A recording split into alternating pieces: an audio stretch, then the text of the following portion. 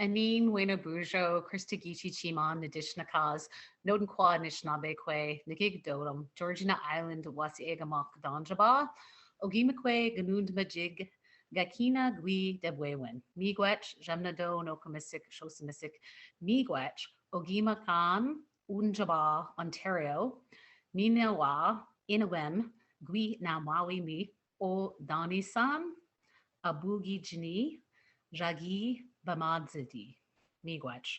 So I'm Christa Big Canoe. That's my English name. My spirit name is Wind Changing Woman. I'm Anishinaabe from Georgina Island.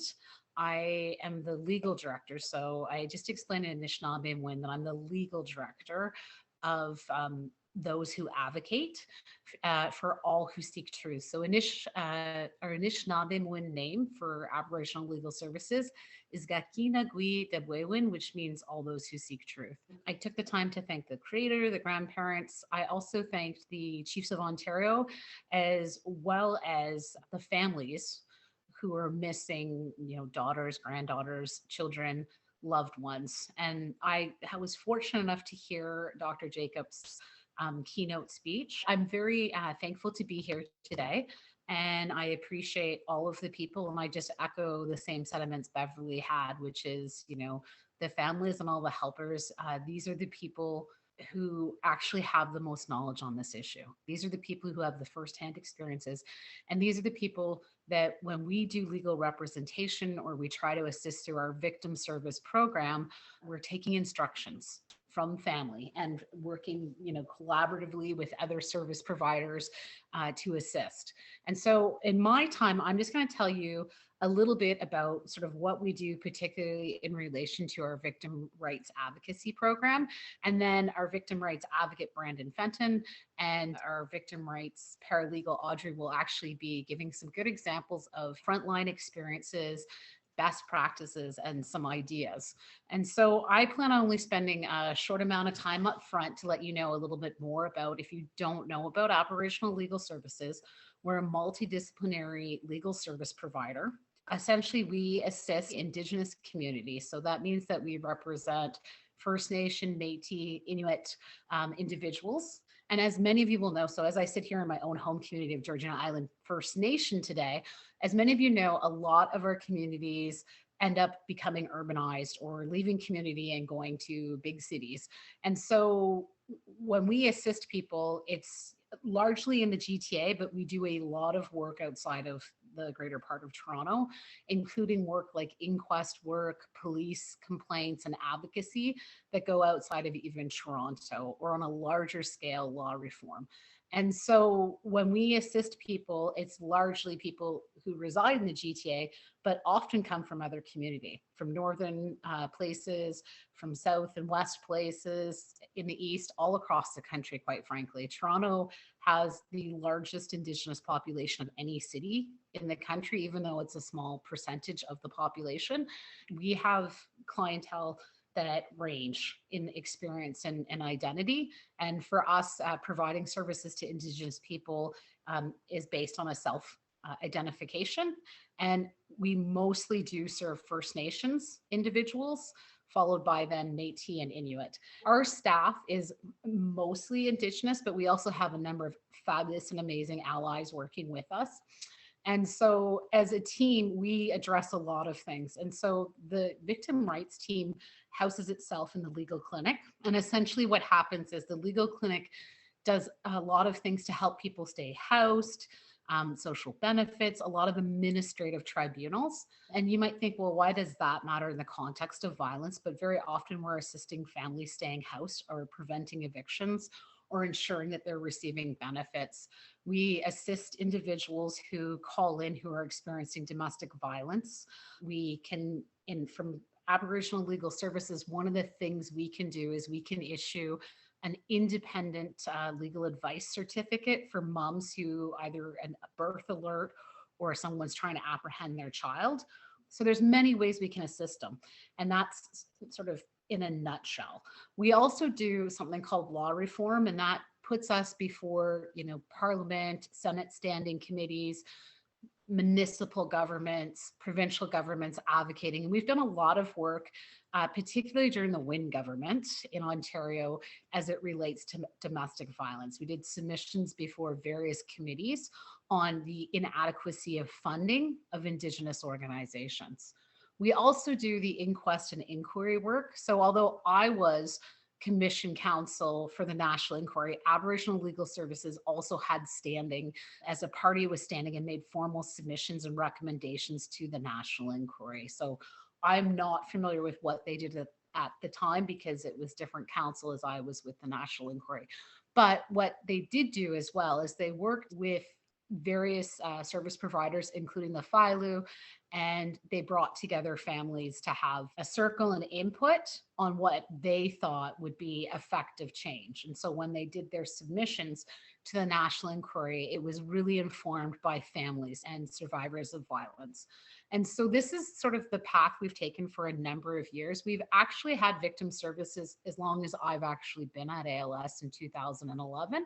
And our victim services, we originally only had a trainee position that assisted with us, but we also had this really great program, Canoe, which was a circle of elders. And we were able to develop and deliver programming. And we were able to do that for 5 years. But as you heard Beverly talking earlier, when you're dependent on government funding, you can show these amazing results. You can show this amazing program and still not receive further funding.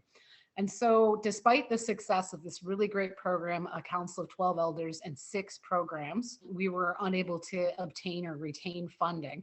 And so essentially what happened was we decided to take another approach. And what we did in 2016 is we did a needs assessment. So starting in 2015 and into 2016, we did a needs assessment, canvassing our client base and our own service providers, as well as others, to determine what Indigenous community wanted in that process. And Brandon was a big part of that process. He did some of the research and work for us. We were able to then put in funding requests for a full VRA, Victim Rights Advocacy Program. We now have 5 full-time victim rights advocates. One of those is a paralegal, Audrey, who you'll hear from. It's enabled us, and we're still growing and learning, but we do have a lot of good lessons, and we have the history of assisting individuals and families when someone's gone missing or to make complaints with police for a number of years, literally for decades of good work of a number of Indigenous staff that had spent time at ALS. When we take on any intake in clinic, one of the things our staff always does now, any violence is raised or any harm is raised, our intake staff actually asks an individual if they'd like a victim service check-in. And part of the work our victim service team does is actually do a check-in with individuals. Because often when someone calls and they're like, I'm about to be evicted, I have 3 kids, could be even more dramatic. Like, I'm trying to leave my partner with my child. I'm going to end up homeless. So whatever the issue is, it might be one legal issue, but inevitably there often happens to be a tie to either historic harm or survivorship or current harm. And so the work that we do, we always take a trauma-informed approach, which means we recognize, and that's not to say that every single person calling is going to have an issue of violence, but we have to recognize in providing services to Indigenous people that we all carry that colonial legacy. We all carry some of that historic harm. Our staff are trained, even in the intake process, to recognize, to request, and we follow people's choices. It's an offer, it's not a demand, right? It's an offer to provide victim service check-in that will help them speak with one of our victim rights advocates so they can get good referrals. Sometimes people call from out of our region, and so we may have to do a little bit of work or research. Everything that we do, sometimes it's as simple as getting a call from a family from another region. So a lot of the work we've done is someone from a remote or northern community calls in that they can't locate an individual. And then we use our networks like the Toronto Aboriginal Support Service Council to put out the family's missing posters so that it goes out. And so we, on the ground in Toronto, we'll start sending stuff out to our service providers we do work with.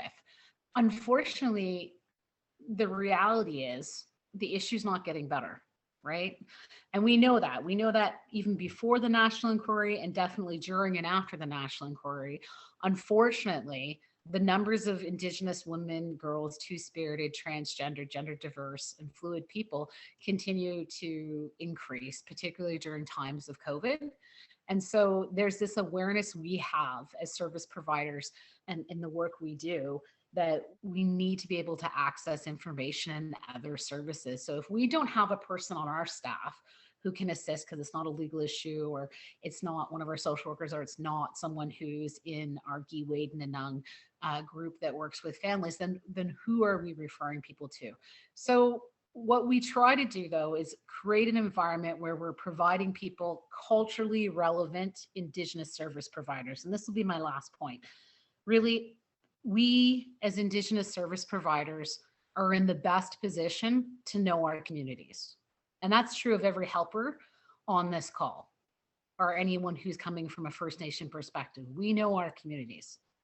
We know the solutions that work better for our communities, usually much better than non-Indigenous services. The national inquiry made that as a finding, that Indigenous communities and individuals and groups are in the best position because they understand Indigenous solutions. And it's exactly what Beverly was talking about. It was knowing your culture, knowing your traditions, working on languages, the self-governance aspects. Those are all key to us being able to deliver the best services to any person who calls us, right? And so, originally I was going to put a challenge out to the group to, keep pushing and working towards all of the good work. So if I think I've been doing MMIW related work for about 25 years, like going back to days and times in Inuvik as a shelter board member, and throughout prior to being a lawyer or anything like that. And the movement I've seen in the last couple of years is like what Beverly was talking about, gives me a little bit of hope, right? It gives me a little bit of hope. I also then have these moments where I worry because, for example, during the national inquiry, as we went across the entire country, as we heard from families and survivors, as we went through institutional hearings and heard from experts on possible solutions, all of that time, another 157 Indigenous women and girls and two-spirited people went missing whose cases were never resolved. So there was more than that, but cases were resolved. And so when we talk about solutions, and you guys had the opportunity to see Audrey present yesterday, the film that No More Silence, along with Law Foundation granting and ALS support did, these are hearing from the families, right? And creating these resources and sharing these resources with whether they're families or helpers is really important because, again, like Bev says, and what my challenge is about increasing that awareness so that we can get the allies and the Canadians that want to help onto the same page as us. We have so much evidence. Beverly was actually a lawyer for a party was standing, and they made amazing submissions on the possible recommendations and changes that needed to occur. And so did 96 other parties was standing. So we as Indigenous community, we know what needs to get done. We just need to get it adequately resourced, and we need to continue to push that knowledge because knowledge is power. With that, I'm going to turn to my colleagues to take over the remainder and to share with you some of that best practice and frontline experience. So I say chi miigwech and thank you for your time. Miigwech. Christa, thanks so much for taking the lead, giving us such a good introduction. My name's Audrey Huntley. Was on yesterday briefly with the film that Christa mentioned. And I was speaking more in my role as a co-founder of No More Silence yesterday. I just want to say off the top, I'm really thrilled to be working at Aboriginal Legal Services. My background was in journalism. I was at CBC Television, and then I became independent as a documentary filmmaker and eventually went back to school to become a licensed paralegal, and then had the good fortune of doing my 4-week internship at ALS, and then getting a law clerk, a training position as a law clerk in 2014. And I've never left. And I'm like, really, it's probably been the best job I've ever had in terms of the supportive environment of my legal director and my colleagues. And one of the things that stands out for me that I love about ALS and that I really think should be a best practice for any agency, any organization doing work around the missing and murdered is working with community groups. I love that ALS supports the strawberry ceremony. My background today is just the February 14th poster. We'll be having our 17th strawberry ceremony this year. Even before my time at ALS, I would see Christa at our ceremony, and I would see staff from ALS. And there's always been this overlap, between the work that I do with Wanda Whitebird or at No More Silence and clients at ALS, because family members, community members who've lost a loved one, whether it's resolved or not, they often do come to ALS. And so there are people that I know from community, from the strawberry ceremony, that I end up working with at ALS. And if you watched the film yesterday, you'll notice that some of those people were part of the interview process. So that's like a practice that I really want to underline, that's super important. Working with community groups, like one example of an area where we assist people is if they have a loved one who's gone missing and it's unresolved, but they're not getting any assistance from the police. Which, if you saw the film yesterday, there's a whole beginning in that film talks about what you can do on your own and how you can pressure police. But if you're in Toronto, one thing you can do is come to ALS.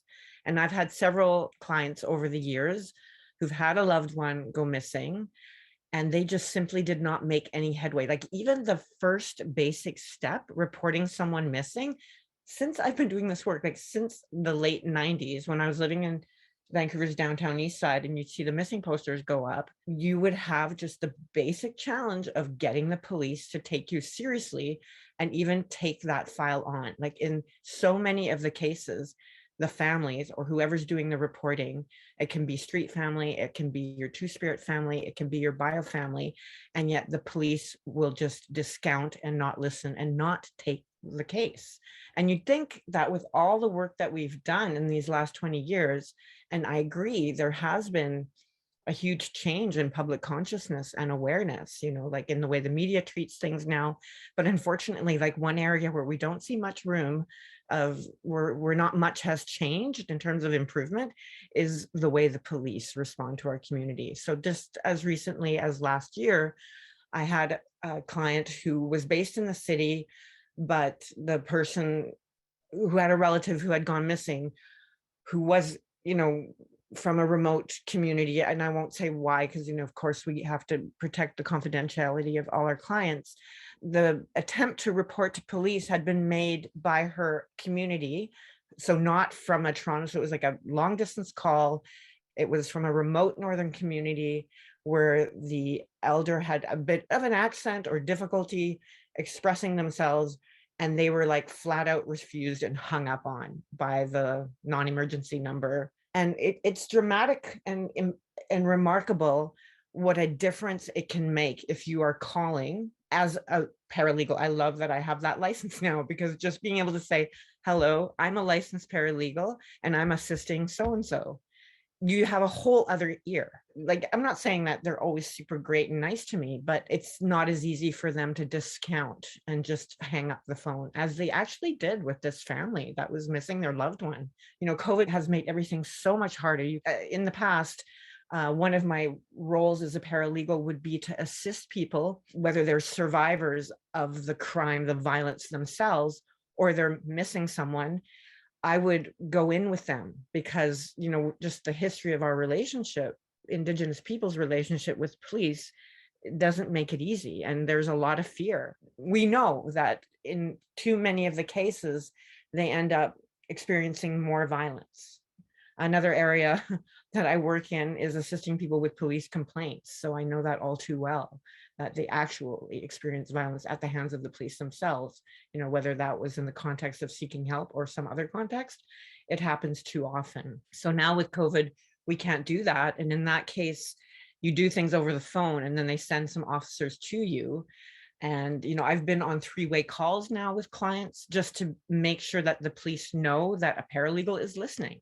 They can't just get away with making some really off the cuff racist remark or, being just discounting the person who's seeking help. So you don't have to be a paralegal. You don't have to have the weight of an organization like Aboriginal Legal Services behind you, but it certainly helps. But anybody who is in this position, to finding an advocate from a community group can really, really push the way the police treat you and change it. Yeah, Christa also pointed out that's another great dynamic about ALS is that we do work with the community groups that are local to us. That is so often the case.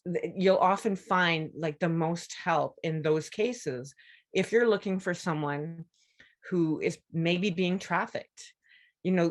We've been able to find people because we've talked to the local shelters, we've talked to people who do outreach to some of the hotels downtown where this kind of criminal activity happens. Really, like getting all your community resources, mobilizing them is very powerful. So yeah, that's one of the areas where ALS, and in my time there, I've had positive experiences. I want to share an amazing actual example that I had at ALS, because it's too often we don't get to share these stories of a happy ending, but we actually had one, and I do have permission to speak about this publicly. It was during the national inquiry that a family based in Vancouver who had, the opportunity to testify there and to share their story caught the attention of a local filmmaker who happened to know me because of my role in the documentary world.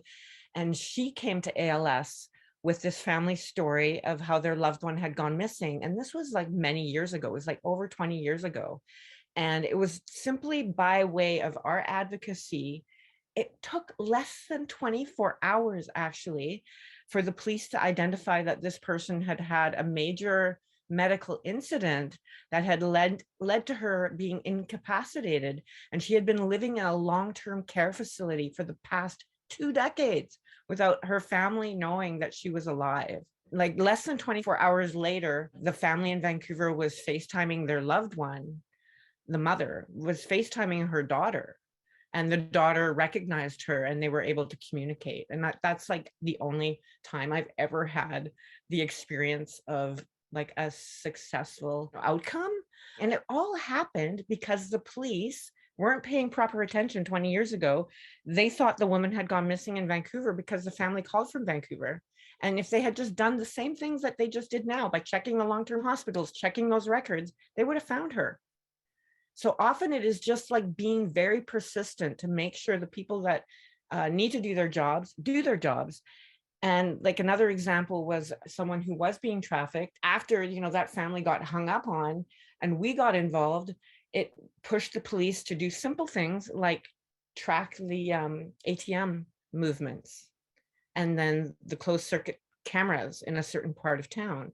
And less than a week later, that loved one was back in touch with their family and out of danger. I wish we had access to that kind of technology and we could do those checks ourselves, but we don't. So we do have to like push the police sometimes to do their jobs. And it can be really helpful having an organization behind you who you're calling on behalf of and just being relentless. It really depends sometimes who answers the phone. I've had very helpful police officers and I've had, very rude and terrible ones.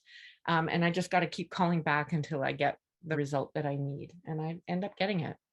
Yeah. So that role of, as Bev talked about, as Christa, highlighted as well, just for families to have, the buzzword is often cultural competency, like someone on the other end who understands where they're coming from is so important. For example, in inquest work, when the Special Investigations Unit finishes a report, they will just call up a family member with their results and there will be no prep, there will be no support, and they'll get some terrible news in many cases. So we can at least act as a buffer, and we can help make sure that there's an elder present, back before COVID, if we were doing this in person, or even a 3-way call. I often think of myself in terms of harm reduction, because I don't think that, we can achieve justice in this current legal system or, in the current state of Canada, and that we really have to do decolonization and achieve things like land back, in order to really bring about safety and a situation where Indigenous women, girls, trans and two-spirit people, gender diverse people are not so vulnerable. But in that meantime, I know that we can make a huge difference by reducing the harm, by being there, validating our clients' experience, and bringing in, like, another area of work that I do a lot in is court support for survivors of sexual assault, which, as we know, in the rare circumstances do those crimes actually get reported, and when they do, it's a really difficult ordeal for the survivor to go through. It makes a huge difference to have a smudge before you testify. It makes a huge difference to be holding a feather when you're speaking, and we're able to offer that. That's something that I'm really, really grateful to ALS that we're able to do that, to provide that support. Hi everyone, Miigwech, Christa and Audrey. So my name is Brandon Fenton. I'm a victim rights caseworker at Aboriginal Legal Services. I'm a settler ally of primarily Germanic descent. I'm born and raised in a small town named after Chief Tecumseh, just outside of Windsor, Ontario. And I received my PhD in philosophy with a focus in psychology as well from York University in 2014. I was also hired at ALS to do the research project that Christa mentioned earlier in 2016, I want to say. So I've been with ALS for a few years now. And a couple of the things I want to talk about today are some of my firsthand experiences from doing the court support, as well as leading a men's circle as well. I'll start with talking a little bit about the court support, and I just want to echo both what Christa said and what Audrey just showed in the video as well about some of the challenges, barriers, and interactions that our clients often face with the colonial system of the justice system itself, right? And this sort of highlights and underlines just the deep importance of Indigenous-led service provision, where that sort of cultural competency and cultural knowledge really comes into play in order to support the families and also to simultaneously educate the Crown. So not just acting as a buffer, but because a lot of times the Crown simply lacks this kind of knowledge, right? Like, they're very highly educated in this sort of colonial legal system, but not necessarily about Indigenous people's history and current lived reality as well. So playing that role as both sort of support to our clients, an intermediary between them and the Crown, and just the legal system in general. There's sort of a dual facet to that. So it's support to the clients, but there's also a certain, sort of benefit to that as well, is that we're able to connect with people in these legal systems and help to educate them and kind of bring them further along in their awareness, their knowledge base, and their background understanding of the needs of our particular clients. So one of the experiences that I'll talk about and that I'll draw from is a court support that myself and a colleague, Mayumi, who's Haida, we did for about 2 months with one family at Superior Court. So this family, a son and brother, was a victim of homicide. So this court process was really drawn out, like I said, about 2 months. The accused was on the stand. Also, a family member was on the stand. And originally, the family had a great deal of difficulty even feeling any sort of connection or support from the Crown. I mean, their focus was on that sort of adversarial dynamic. And so they're kind of looking strictly at that legal, what steps do we need to take? What things do we need to do in order to accomplish what we want to in this case? But their sensitivity and whether or not they were trauma informed, I would say they probably weren't very trauma informed. Us sort of stepping in to support that family really helped to kind of model for the Crown how they ought to treat our clients and how, like, the kind of respect they deserve and the kind of care that they require as well. And this is something that would benefit Crowns just in general, because I mean, that trauma-informed approach is essential to connecting with the client and making sure that you're not making the case the central focus, you're making the family or the individual the central focus of what needs are being met, right? Yeah, some of the barriers we met with that was just the original communication between the family and the Crown. And so we helped to facilitate that. And again, doing that education piece, and that helped to build a bit more connection, such that by the end of this 2-month period, the family actually invited the Crown and one of the officers involved as well to come smudge with us. We definitely saw like a real progression in the relationship. I mean, both of us don't really believe that would have taken place without us being able to be present. But there were other barriers, institutional barriers as well. For example, there was no dedicated space to smudge at the Superior Court. Oh, and I should mention one other branch of the justice system that we were interacting with was VWAP. The focus is supposed to be more on victims and survivors, but still they're kind of operating, in service to the Crown. It's not always the best care there either, right? The best support there either. So we helped to kind of educate them, and they helped in kind to try to provide us with that space to smudge. But the problem was that there wasn't any dedicated space to do so. So we ended up early on, just using someone's office who wasn't there for a while before finally we were given a particular room that we could go to at any point in time, probably about midway through the trial.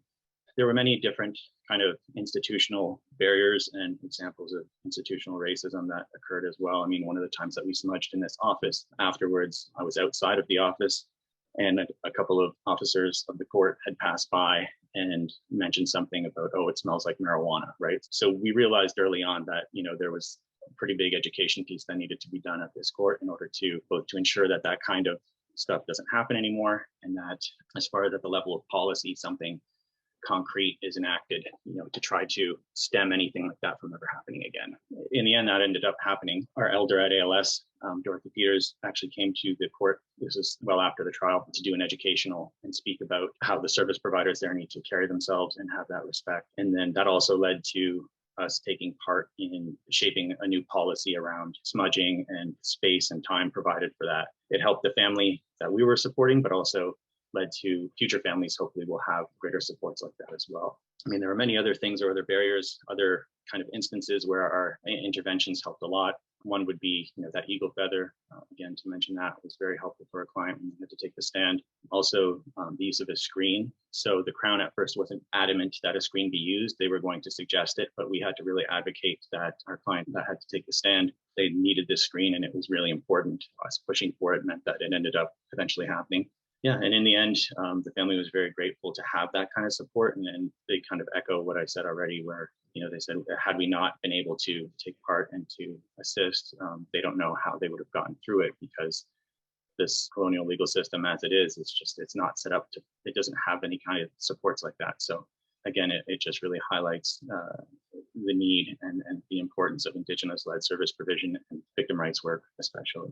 So there's more to say about that, but I also wanted to speak a little bit about one of the programs that I co-facilitate at Aboriginal Legal Services. And this, in part answers one of the calls to justice to the MMIWG 2S section 7.1 to 7.3, which talks again about how, the importance of Indigenous-led service provision when that service provision is coming from the culturally relevant background and worldviews of the client base. It's just going to be better equipped to sort of provide for the needs of the clients that are present. This circle is co-facilitated, really led by the traditional knowledge keeper, Jeff McDonald. There's a few, I want to say, interesting features and sort of things that developed within the circle along the way. But also I want to point out too that the importance of providing such circles for men and boys as well, right? Because there's an acknowledgement in these calls for justice about that healthy communities, part of what constitutes health and well-being of the community is the health and well-being of the men in that community as well.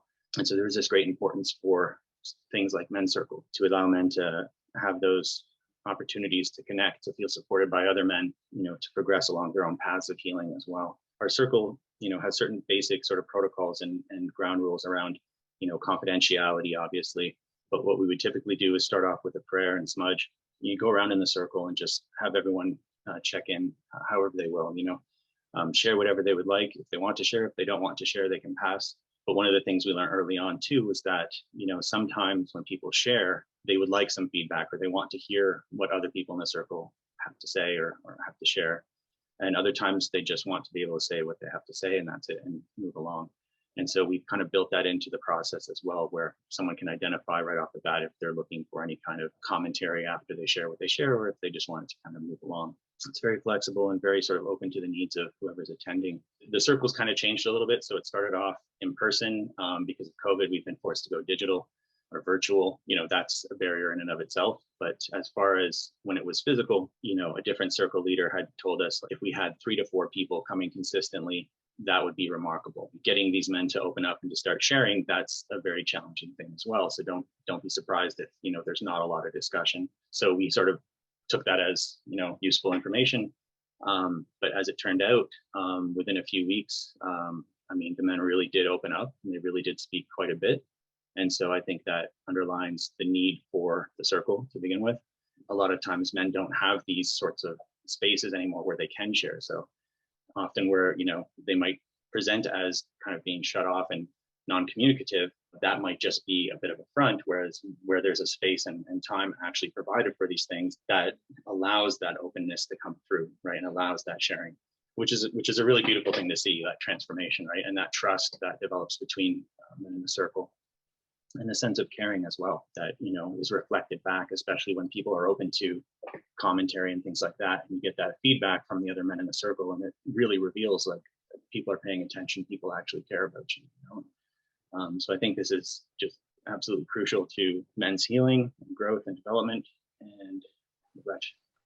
We could actually probably talk for hours, right? We could talk about our frustrations. We could talk about our successes. A couple of the things, thanks to both Audrey and Brandon for bringing up, I didn't give you the full list of the services we provide, but we do assist people not just in court process, but sometimes in police or reporting. And as Audrey pointed out, sometimes it requires us getting on the phone to remind them that they have to take a missing person.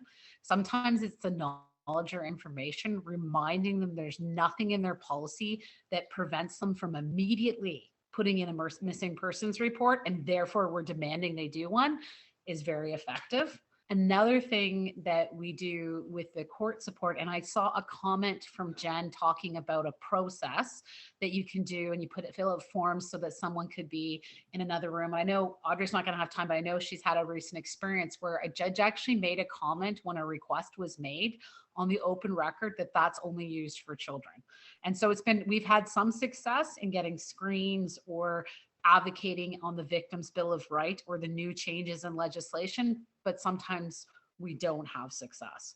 But when we're in the room as legal advocates, reminding the Crown that there's things like statutory provisions for victims to be protected, there's more uptake.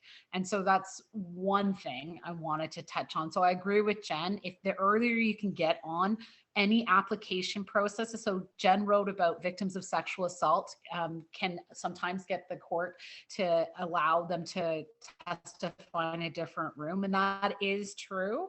It's an application process, and often Crowns won't make it because they have such a caseload and it becomes hard. So part of the advocacy we do is to try to figure out how do we help, or who are we talking to? Are we talking to VWAP to say, hey, you need to get these forms? Are we talking to the Crown directly? What is it we're putting forward? We do advocacy in lots of ways, and I have permission to talk about this one because we very publicly went to APTN and used the media. In Curve Lake First Nation, there was a young woman who was assaulted by her partner, and she became unresponsive and had no more brain activity. And the family had to make the tough decision whether or not to take her off of life support. And they chose to take her off life support. And we have been pursuing publicly in media with a whole host of at least 5 to 7 First Nations also supporting us in relation to the case. So Selena Ba Taylor, she passed last February, and we have been pushing and pushing for the Crown and police to increase the charges to homicide. So these are the types of advocacy work, and it's like ongoing battles that happen on a regular basis. And sometimes it doesn't require legal wherewithal, but sometimes having a lawyer or a paralegal or a legal service on letterhead demand information does get a better result. We previously helped in the criminal injuries compensation process, but the Ford government eliminated that. We actually saw a fair amount of success for Indigenous people in that process for the purposes of being compensated. Interestingly, the National Inquiry made a recommendation that that type of compensation exists for victims and funding exists for victims to participate in court. You know, Ontario canceled that even before the National Inquiry was done. So, you know, we're always in these weird external environments where there's changes in governments or changes in law. And what we're trying to do is we're trying to take the family or the client's instruction on what they want to achieve. So sometimes we have clients that don't want to pursue criminal, right? Or they don't want to be a witness. And we still have to respect that and support them the best way we can. The final note is we also have a women's circle. I'm one of the facilitators and I work with an elder in the community. It's a female identifying. So the program accepts female identifying. So that includes gender fluid, transgender individuals. And interestingly, our women's circle, and I can talk more broadly, but as Brandon explained, it's hard to give success stories out of the circles because you want the confidence of the circle and all of those ground rules and protocols to have to maintain. But what I can say is, interestingly, we have mature women who continue to participate who haven't been able to access resources previously or felt like their harm wasn't enough or substantial enough. So often Indigenous people, and this is true when we think of residential school survivors and stuff, they have like a survivor's guilt and they don't want to access help because they don't think they've suffered enough. And so interestingly, we're working, the circle has diverse and varied people, but we're working with a number of, folks who have had historical harms, who haven't felt like the ability to share the way they needed to. And it's interesting because in the context or that external context we're in, all of a sudden, there's a heightened awareness, particularly after the 215 and all of the burial of our missing children have come up, particularly after the national inquiry. There's more discourse and dialogue, and these things hurt our people, right? In terms of just like when we heard that news, even our staff collectively, we have 70 some odd staff, or pretty close to 70 now. It varies a little. We felt impacted when the 215 was announced. We weren't surprised. We didn't need the remains of little bodies to let us know this is how horrifically Indigenous people had been harmed, but it sunk in deep and hard. And it even made delivering services difficult for some of us, right? If that's the way we're feeling, then you can imagine what the Indigenous community is feeling. And so being able to take this multidisciplinary approach, being able to have an amazing team and staff like the two you just heard from, and that's only two of my victim rights advocacy staff, right? Having these people and the passion they feel for their community and for helping, it's what gives us motivation when bad things happen, right? When we feel sunk, right? So there's something to be said. There's power in knowledge. There's power in that tenacity Audrey was talking about, where you have to keep telling the police, well, no, actually you have to file it, right? There's an ability to advocate in a strong way for individuals. It doesn't mean we have every single one as a success, but one of the things that I've always done is I've always said to any client we've had, you're the driver, I'm your vehicle. I'm whatever your favorite car is, I'm whatever truck you want, I'm whatever boat. I have a great GPS system and a banging sound system. What do you want? Because I can tell you the 3 paths to get there, but you're the one at the steering wheel, you're the one with the brake and the gas. And so one of the things we always have to remember, and is a huge principle in taking that trauma-informed approach, is we are not the drivers. We are just that cool truck that they like, or we're that cool vehicle that helps them get there, because they always have to be at the steering wheel. They always have to press the gas or be able to touch the brakes when they want to. So when we serve anyone in our community, it's because we accept them where they're at and we listen to what they want to do. And that's the most excellent thing about my team. But I just wanted to say, Chimigwaj, as I said earlier, we continue to work on and build and try to figure out our victim services in that external world we face. But I see this really strong team that puts in so much effort. And I'm thankful every day to be surrounded by such strong, wonderful people. Have done amazing work over the years. And it's these helpers and people who know the knowledge that are going to keep pushing the needle and keep raising the awareness and knowledge. So Chimigwaj again. I wanted to share a resource. I'm putting it in the chat. This is a web page and a film that was created by No More Silence Again, on which Aboriginal Legal Services was a community partner, and it addresses specifically assisting trans and two-spirit survivors of violence. So it's an excellent, we partnered with Monica Forster from Maggie's Toronto Sex Worker Action Project, and we did focus groups with community members in the city and identified what they need in order to feel safe. Because one of the things that I had noticed when I was assisting on those CICBs that Christa mentioned is how many of the folks were trans and two-spirit. Or when I was doing, support going to police stations, it was very often for trans and two-spirit people because they simply did not feel safe going there.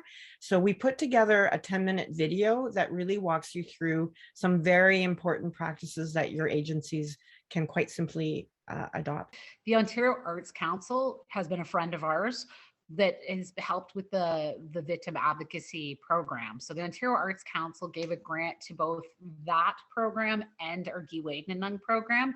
And last year, which was a little odd to deliver in COVID, but one of the things we did was healing through the arts. And we got to partner with a bunch of awesome Indigenous artists, comedians, singers, comedians, and we actually got to, for staff, and for clients and for volunteers, we got to do sessions, like online sessions like this, where, we had people like Stephanie Pangowich, we had, I'm trying to think, Lacey Hill, and they do a session with our group, Healing Through the Arts, which is actually one of the things that we do with the Women's Circle too. We actually use arts as a vehicle to create the safe cultural space that we can have conversations in. So that's one place you should look into, is the Arts Council. I know their funding is limited some years, but put in an application. It's not directly government funded.